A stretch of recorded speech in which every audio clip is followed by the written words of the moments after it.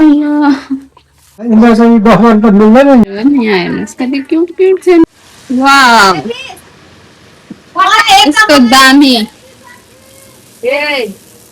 ग्राममा hello everyone, जय श्रीमन्नारायण। आजको भ्लगको सुरुवात यहाँबाट हुँदैछ। अब म जाँदैछु, कहाँ जाँदैछु हेर्नको लागि एकछिन भिडियो हेरिदिनु होला। ल हेर्नुहोस् यहाँ चाहिँ धमाधम चल्दैछ, धमाधम।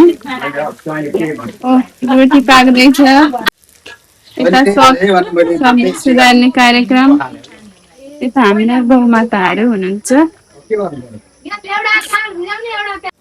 कुकुरु नक्कली केटी हेर्नु कति राम्री छिन् हामी सानी, यस्तै राम्री छिन्, यस्तै राम्री कुकुली। अचारको लागि त्यहाँ के पाक्दैन, यहाँ चाहिँ दुधमा बनेको ल यहाँ कान्छी ट्रान्सफर भएर उहाँमा आएको छ। ल हेर्नुहोस्, वाउ यस्तो दामी। उहाँ त पर्फेक्ट हुनुहुन्छ नि त। हाम्रो गाउँकी राम्री हँसिली रसिली हुनुहुन्छ। यहाँ त भाइ र लामाजी हुनुभयो। यहाँ अचारको लागि व्यवस्था हुँदैछ। अचारको लागि अरू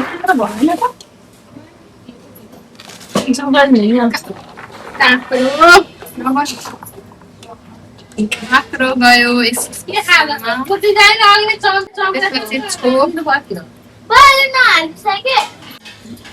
कागतीको रस गयो। त्यसो जाँदैछ नमक कति हाल्नु अमिला पुग्दैन है। ल हेर्नुहोस् मिठो मिठो अचार। दिदी ल्याउनु।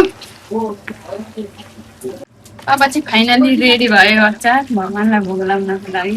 क्षेत्रेनिवासाय महात्मने श्री भूनीलादिनाथाय मुक्तिनाथाय मङ्गलम् मङ्गलाशासनं परमनाचार्य पुरोगमहे सर्वैश्च पूर्व के पनि धुरु गाएर 1000 रुपैयाँसम्म हातेर लिएको देखाएको छु मैले।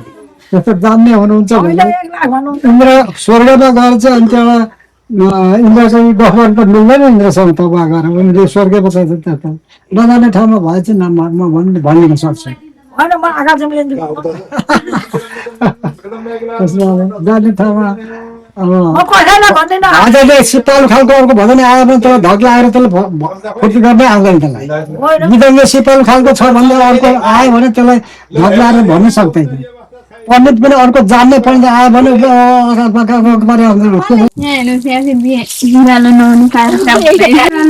राम राम राम राम राम।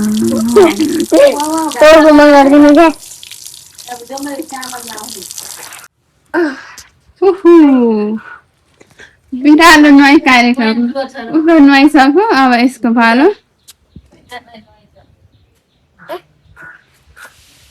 हो त्यस्तो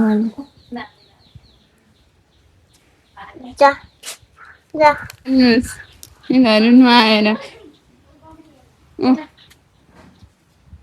अब चाहिँ म घाँस काट्न जान लागेको। जानै लडिनँ यहाँ बारीमा। हेर्नुहोस् हाम्रोमा के फलेको छ। भिन्डी, भन्टा,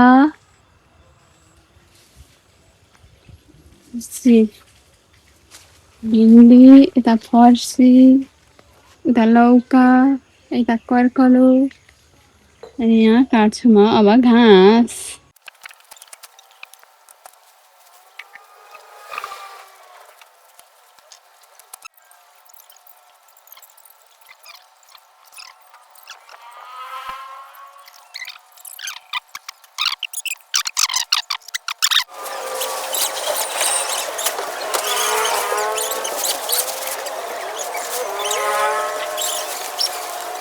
भास्करका दोस्तहरू हो नि। यहाँ हेर्नुहोस् कति क्युट क्युट छन्। हेर्नु कि नक्कली केटी हो नि, नक्कली कहीँ हो कि छुच्ची छिन् छुच्ची राम्री छिन् फुर्किन्छन् के चाहियो के चाहियो तिमीलाई नगर अಯ್यो राम राम राम हेर्नुहोस् उग्रपात